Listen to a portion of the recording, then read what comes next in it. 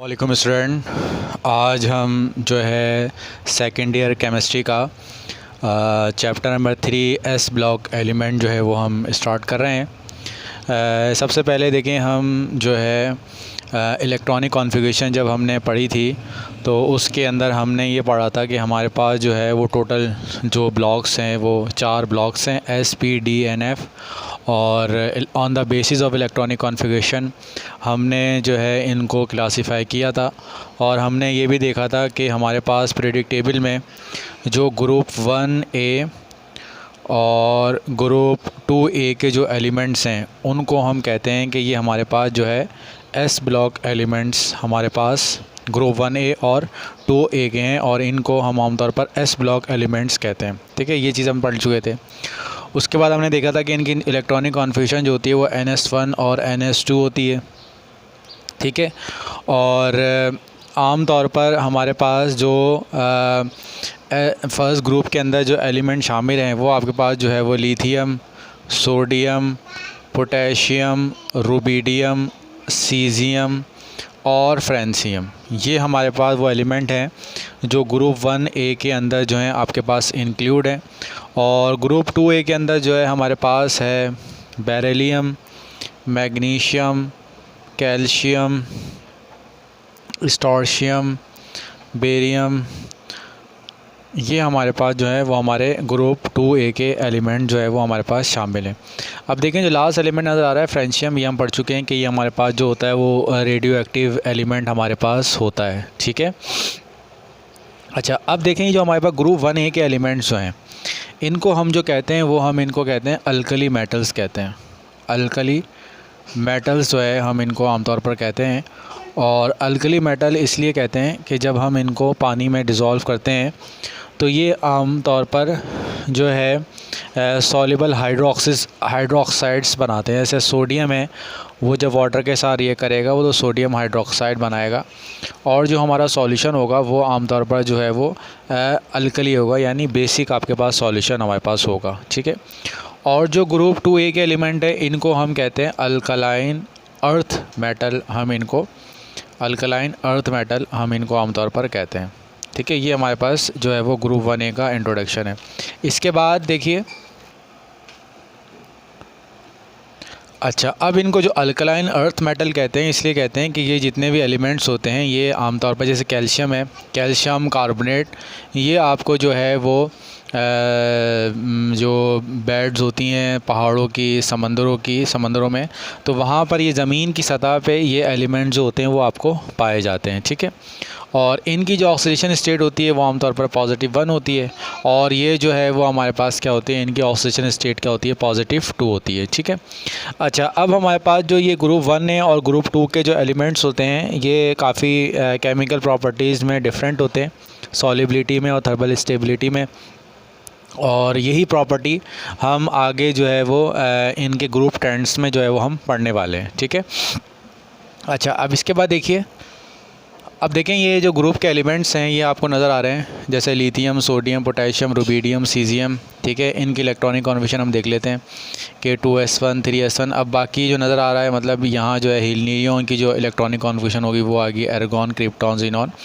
तो ये आपको जो है इनकी, अब यहाँ पर देख लीजिए इनके वैलेंस शेल में जो है वो 1 इलेक्ट्रॉन है, और जो ग्रुप 2 के जो हैं बेरिलियम, मैग्नीशियम, कैल्शियम, स्टोर्शियम, बेरियम, ये जो है हमारे पास इनके वैलेंस शेल में 2 इलेक्ट्रॉन है, इसलिए हम इनको कहते हैं कि ये हमारे पास जो है ग्रुप 2A के जो है वो एलिमेंट है।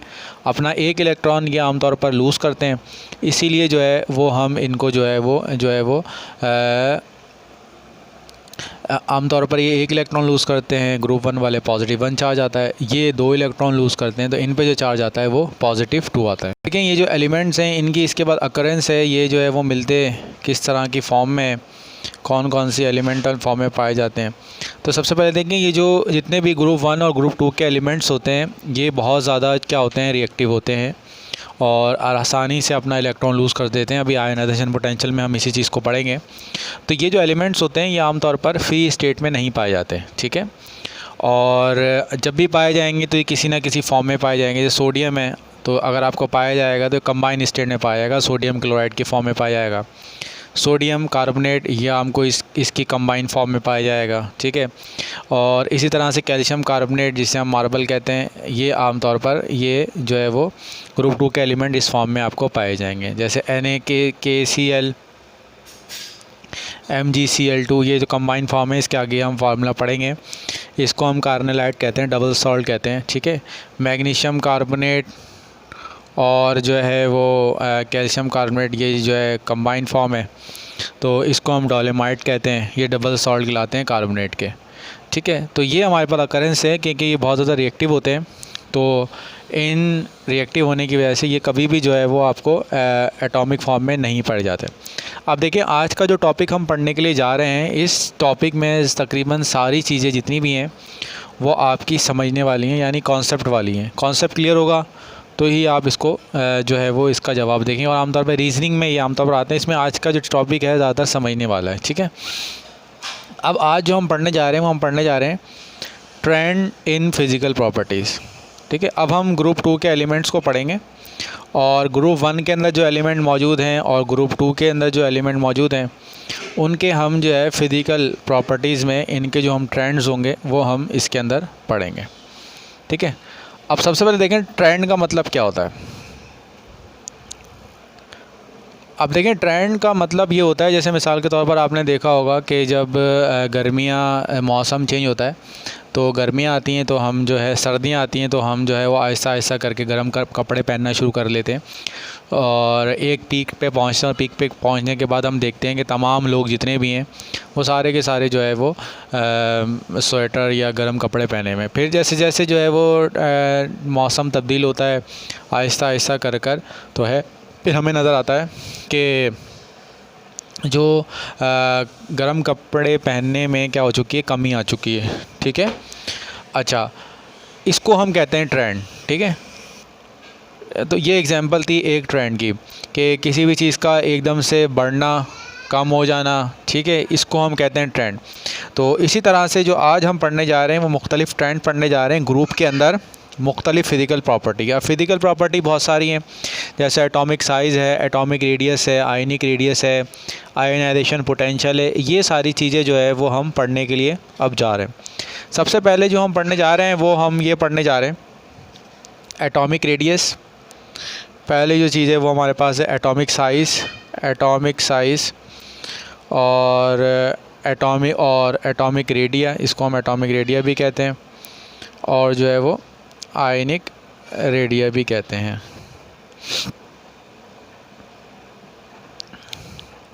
अब इस चीज़ को हम देख लेते हैं। अब सबसे पहली चीज़ देखिए, अब देखें हम जब एटॉमिक साइज़ या एटॉमिक रेडियस की बात करते हैं तो सबसे पहले देखें जो इसका मतलब है वो ये है कि हम अभी ये पढ़ के आए हुए हैं कि जो है वो हमारे पास न्यूक्लियस होता है और सबसे आउटर मोस्ट सेल होता है। तो आम तौर पर एटॉमिक साइज़ या एटॉमिक रेडियस से जो आम तौर पर मतलब लिया जाता है वो ये होता है कि न्यूक्लियस से लेकर और आउटर मोस्ट सेल तक का जो डिस्टेंस है उसको हम कहते हैं कि ये हमारे पास जो है ये एटॉमिक रेडियस या आयनिक रेडियस की टर्म हम इस तरह से डिफ़ाइन करते हैं। अब इसमें देखें कि जैसे मिसाल के तौर पर ये आपके पास पहला एटम है, आपके पास जो है वो लिथियम का एटम है। तो लिथियम का ये पहला शेल होता है और पहले शेल में 2 इलेक्ट्रॉन होते हैं और ये 1 इलेक्ट्रॉन है, ठीक है। तो अब आमतौर पर न्यूक्लियस से लेके और वैलेंस सेल तक का जो डिस्टेंस है इसको हम जो है एटॉमिक रेडियस के तौर पर हम जो है वो यूज़ करते हैं। लेकिन ये पॉसिबल नहीं है कि हम डायरेक्टली जो है वो इन एटॉमिक रेडियस को मेजर कर सकें। तो ये आमतौर पर बॉन्ड डिस्टेंस की क्वांटिटीज़ के टर्म में जो है वो हम उसको मालूम करते हैं, ठीक है। अब सबसे पहले देख लीजिए कि अब हमने ये जो एटॉमिक रेडियस मैंने आपको बताया, अब हमने ये ट्रेंड, ये चीज़ जो एटॉमिक रेडियस है, अब हमने ग्रुप के अंदर देखनी है कि lithium, sodium, potassium, rubidium, caesium, ये जो पूरा का पूरा ग्रुप है, विद इन द ग्रुप ये जो फिज़िकल प्रॉपर्टी है इसके ऊपर किस तरह से चेंज आती है। क्या कोई ट्रेंड है कि चीज़ बढ़ रही है या कम हो रही है या रैंडम है, ये चीज़ हमने देखनी है। तो सबसे पहले देखें, ये अभी हम ये पढ़ के आए हैं, जैसे लिथियम है। तो अगर हम लिथियम को देखें तो लिथियम को आपको नज़र आएगा कि यहाँ पर पहले में 2 इलेक्ट्रॉन होते हैं और फिर बाहर वाले में आपके पास क्या होता है, 1 इलेक्ट्रॉन होता है, ठीक है। अच्छा, लिथियम के बाद हम देखें सोडियम को देखें। जब सोडियम को देखेंगे तो यहाँ पर इसमें पहले वाले शेल में 2 इलेक्ट्रॉन होते हैं, फिर यहाँ पर 8 इलेक्ट्रॉन होते हैं और फिर यहाँ पर जो है उसका आपके पास 1 इलेक्ट्रॉन होता है, ठीक है। इसके बाद लिथियम सोडियम पोटेशियम को अगर आप देख लें तो यहाँ पर जो है वो 2 इलेक्ट्रॉन, ठीक है, फिर 8 इलेक्ट्रॉन, फिर इसी तरह से यहाँ पर भी जो है वो आपके 8 इलेक्ट्रॉन होते हैं और फिर इसी तरह से यहाँ पर भी आपके जो होते हैं वो 1 इलेक्ट्रॉन यहाँ। तो यहाँ पर ज़रा देखें, फिर लिथियम सोडियम पोटेशियम, फिर आ गया रुबिडियम, इस तरह से जो है वो। अब आप ज़रा इसमें एक ट्रेंड देख लें जो हमने टर्म बताई थी कि न्यूक्लियस से लेके और जो बाहर तक का वैलेंस शेल तक का डिस्टेंस है उसे हम जो है वो एटॉमिक रेडियस आमतौर पर हम इसको कहते हैं। तो यहाँ पर देख लें कि हमारे पास जो होता है विद इन ग्रुप के अंदर, तो जो साइज़ ऑफ एटम है, यानी ये जो आपके पास साइज़ ऑफ एटम है, ये जो हमारे पास साइज़ ऑफ एटम है, ये साइज़ ऑफ एटम आप जब टॉप टू बॉटम आते हैं, टॉप टू बॉटम, अब टॉप टू बॉटम जब भी हम ग्रुप को देखते हैं ना, ग्रुप की बात करते हैं, top to bottom within group में, तो आपके पास ये जो साइज़ ऑफ एटम होता है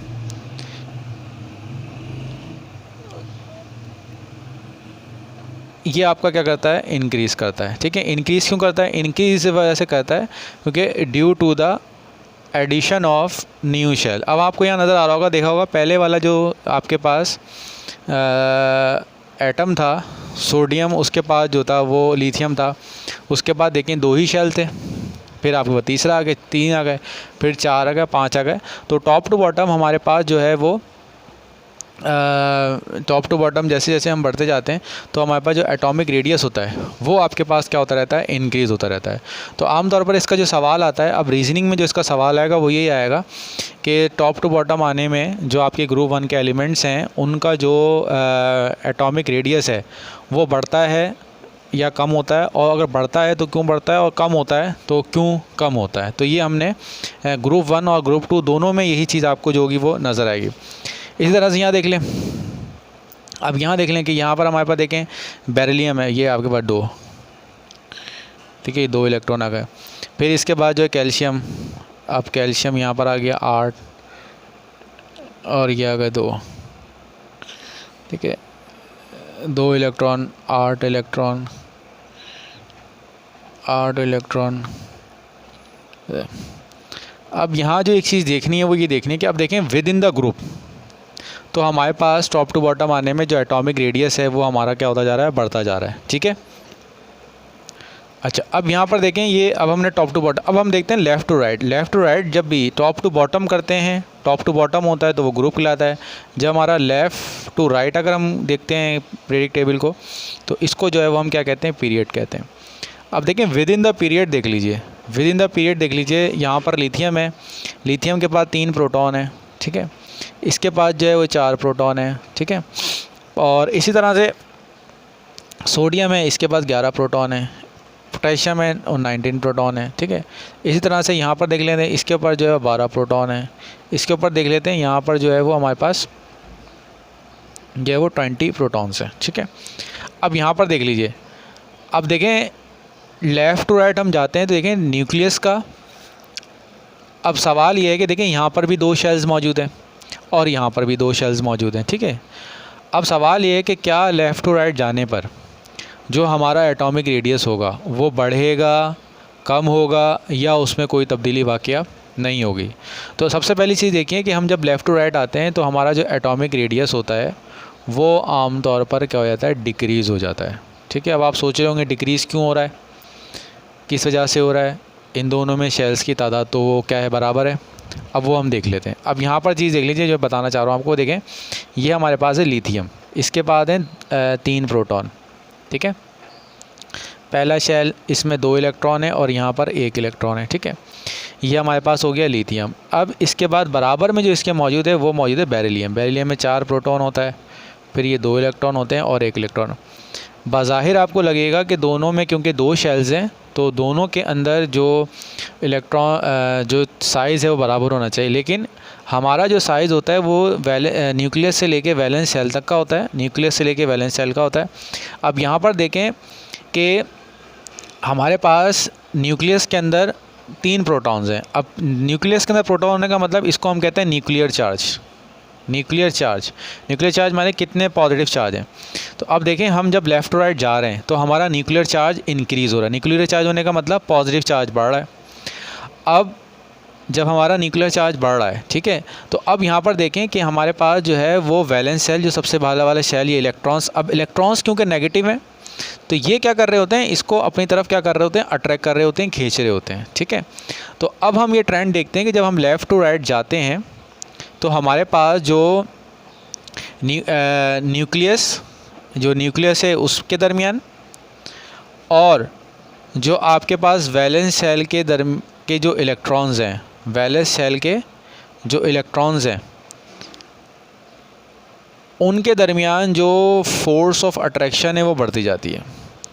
और फोर्स ऑफ अट्रैक्शन बढ़ने की वजह से क्या होता है, फोर्स ऑफ अट्रैक्शन बढ़ने की वजह से लेफ़्ट टू राइट जाने में जो एटॉमिक साइज़ होता है वो एटॉमिक साइज़ क्या हो जाता है, डिक्रीज़ हो जाता है, ठीक है। आप देख लें, अब फ़र्ज़ करें यहाँ पर 3 प्रोटॉन है और यहाँ पर 2 इलेक्ट्रॉन है, 1 इलेक्ट्रॉन है, तो इनके दरमियान कोई ना कोई फोर्स ऑफ अट्रैक्शन होगी।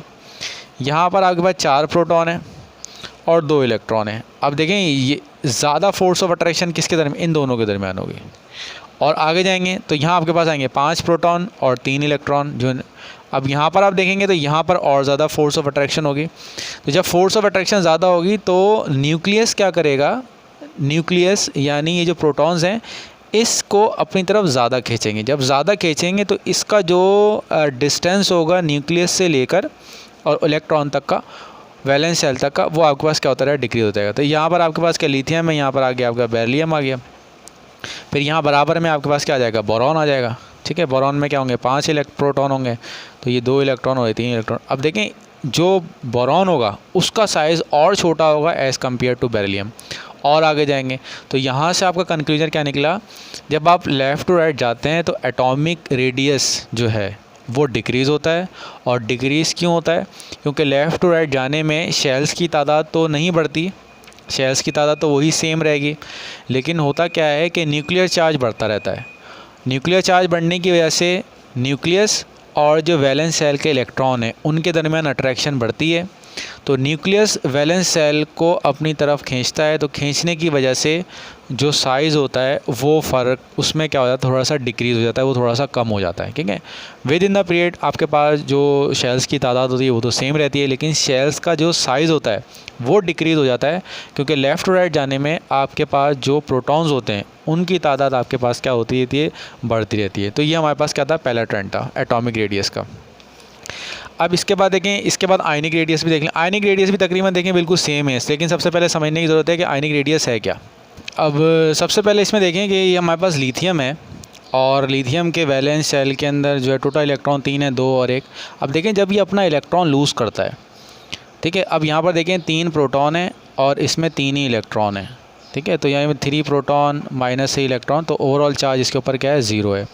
अब देखें लिथियम ने अपना एक इलेक्ट्रॉन लूज़ कर दिया है। अब जब एक इलेक्ट्रॉन लूज़ करेगा तो अब यहाँ पर देखें ये इलेक्ट्रॉन क्या हो चुका है, लूज़ हो चुका है, ठीक है। अब देखें इसका जो साइज़ है आयन का वो छोटा है। अब देखें एटॉमिक साइज़, अब याद रखिएगा जो एटॉमिक साइज़ है, एक है एटॉमिक साइज़ जो न्यूट्रल है और एक है आयनिक साइज़। और आयन आपको पता है आयन कब बनता है, आयन जब बनता है जब एटम अपना इलेक्ट्रॉन लूज़ कर देता है।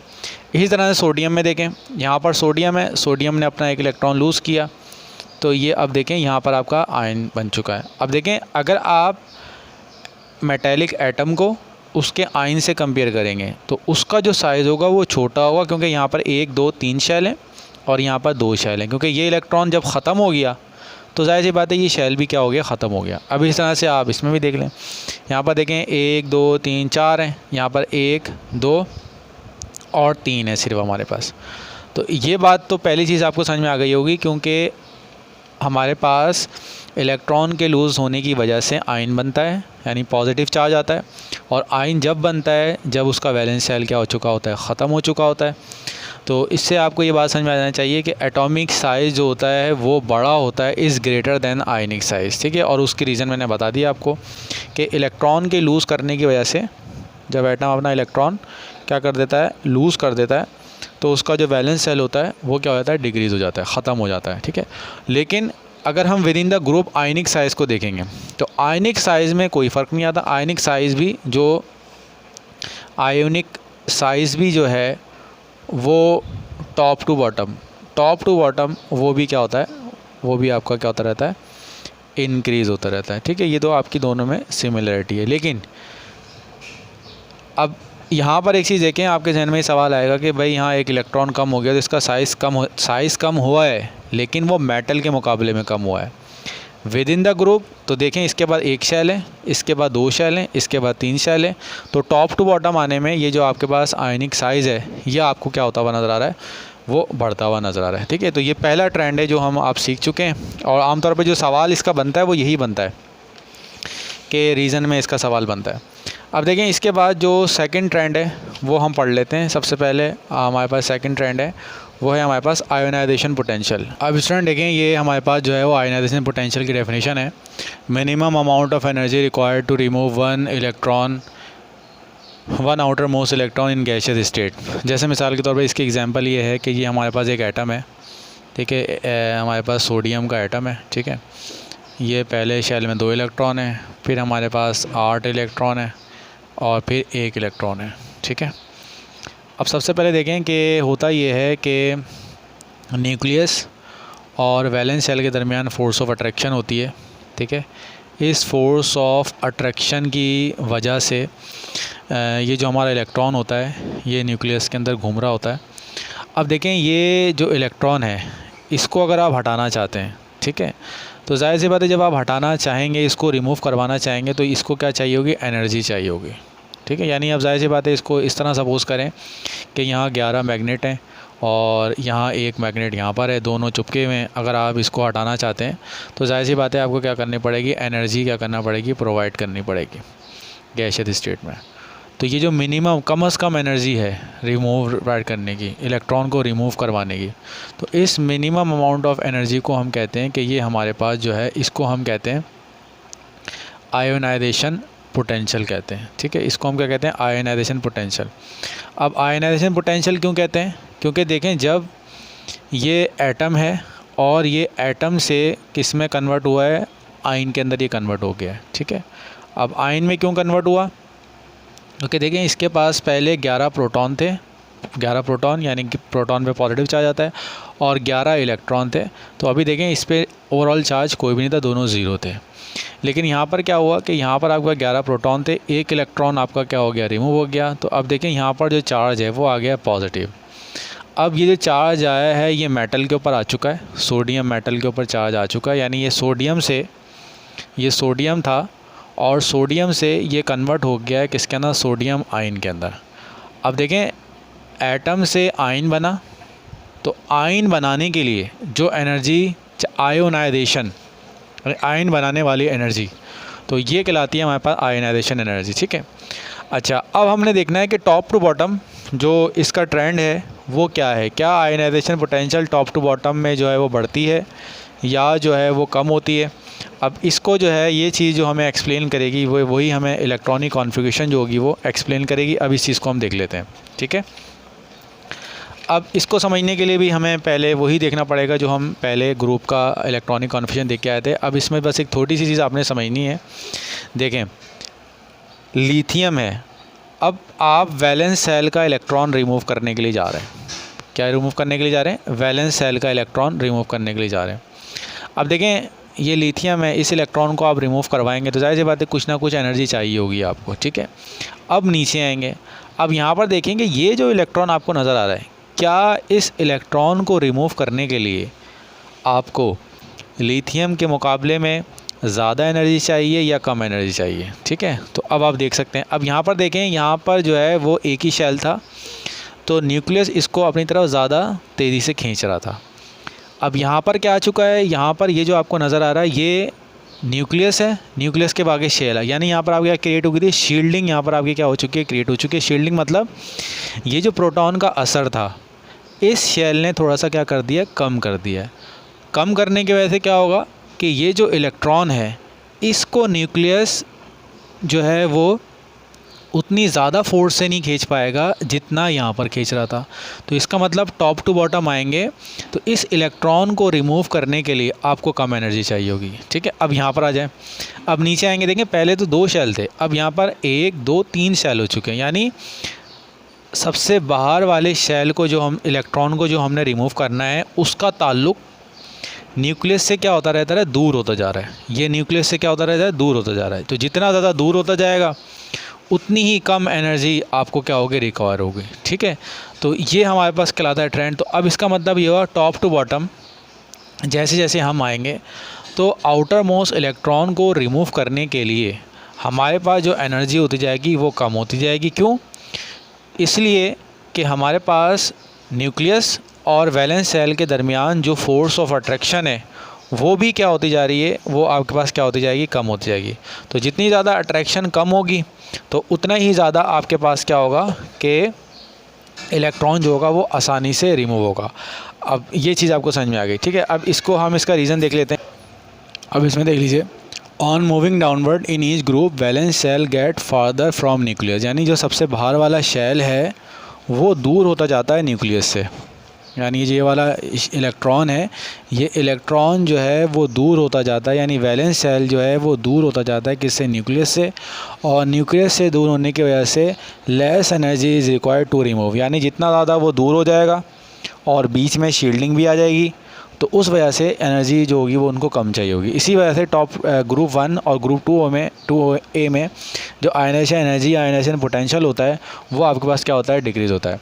अब देखिए जो आयनाइजेशन पोटेंशियल है, अब इसका मतलब ये हुआ कि हमारे पास जो पहला एटम है lithium, sodium, potassium, rubidium, caesium. ठीक है, अब इसका मतलब ये हुआ कि लिथियम अपना इलेक्ट्रॉन लूज़ करेगा, सोडियम और आसानी से रिमूव करेगा, पोटेशियम और आसानी से रिमूव करेगा, रुबिडियम और आसानी से रिमूव करेगा और सीज़ियम जो है वो और आसानी से क्या करेगा, रिमूव करेगा। ठीक है, अब ये जो आसानी से टेंडेंसी टू लूज़ इलेक्ट्रॉन है, यानी टेंडेंसी टू लूज़ इलेक्ट्रॉन, ये प्रॉपर्टी आपको पता होगी मेटल की प्रॉपर्टी होती है। और मेटल जो है वो अपने इलेक्ट्रॉन को लूज़ कर देते हैं, उनके अंदर ये खासियत होती है। नॉन मेटल्स इलेक्ट्रॉन को गेन करते हैं और मेटल्स अपने इलेक्ट्रॉन को क्या करते हैं, लूज़ करते हैं।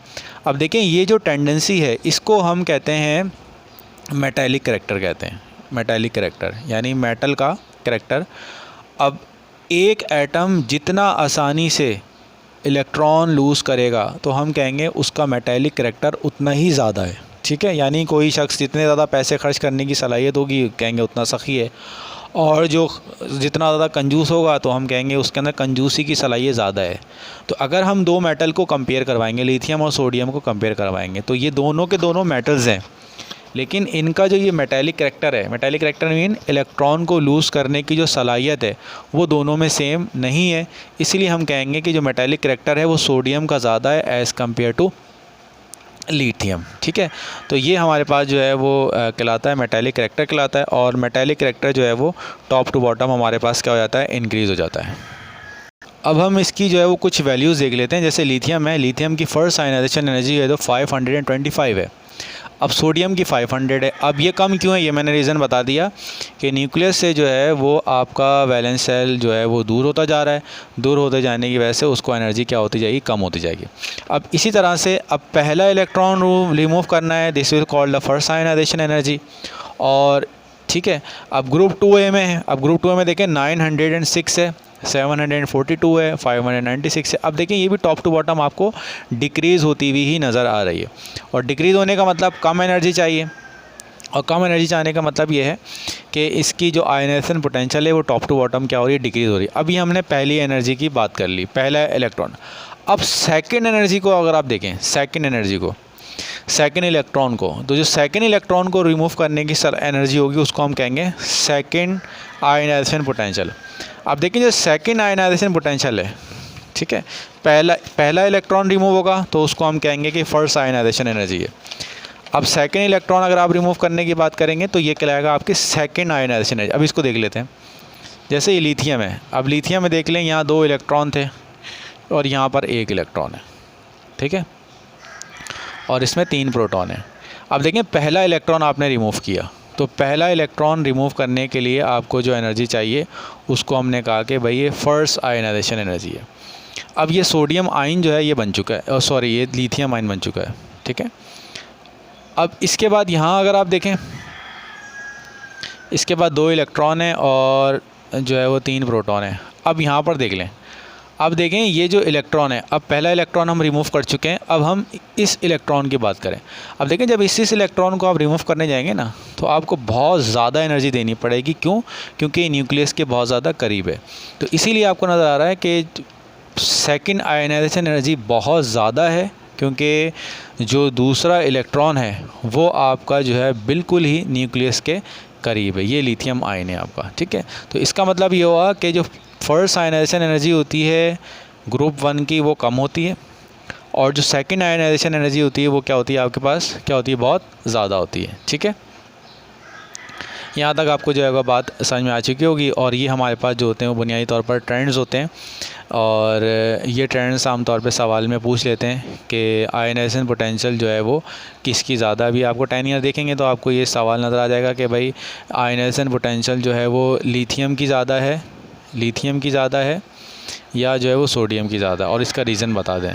तो वो रीज़न आपने बिल्कुल वही बताना है कि सोडियम के अंदर जो वैलेंस शेल है वो करीब है, दूर है, लिथियम के पास करीब है, इसलिए जो है वो आपका जो है वो जो आयनाइजेशन एनर्जी है वो ज़्यादा है किसकी, लिथियम की, एज़ कम्पेयर टू सोडियम, ठीक है। और ये जो आयनाइजेशन एंथैल्पीज़ होती हैं, एनर्जीज़ होती हैं, ये बुनियादी तौर पर इस बात की निशानदेही करती हैं कि आपका जो आउटर मोस्ट इलेक्ट्रॉन है वो कितनी मजबूती के साथ न्यूक्लियस ने पकड़ा हुआ है, ठीक है। ये इस बात की निशानदेही होती है।